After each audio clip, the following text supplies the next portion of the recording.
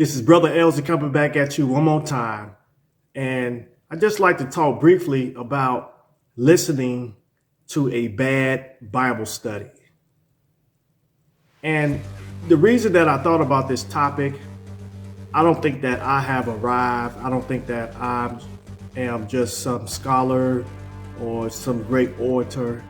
But in my preparation, one of the things that I asked the Lord to do is help me understand His word and help me to deliver His word. Because I do understand that there are people who are hurting.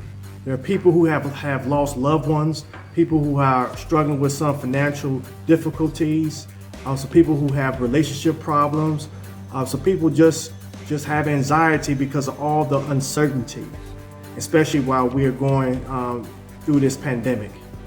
And so what makes a bad Bible study?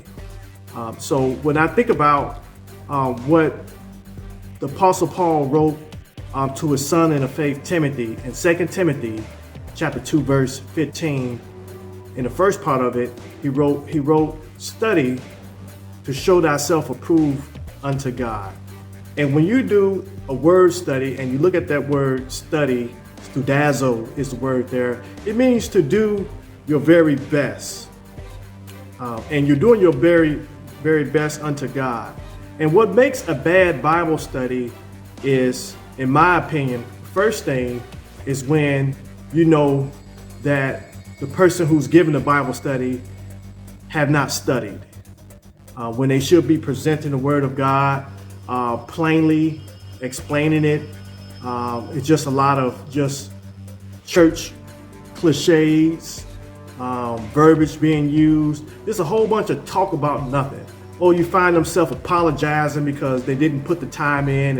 And my question is, why do they take the assignment? If they're not prepared, they should let their pastor know, I'm not prepared, and the pastor can reassign someone else. A second thing is when the person who, the presenter, thinks he knows everything.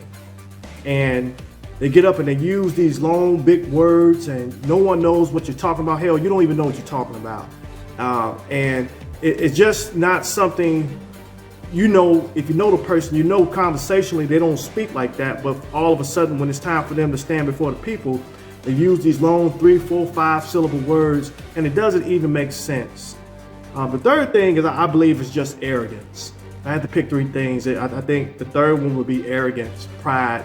You know, it does not matter when it comes to the Word of God how much education you have. The education, if you are a believer, it should enhance. It should develop you in such a way that you are able to articulate better. You should be able, with the education, be able to reach people at a very low level and reach people at a high level.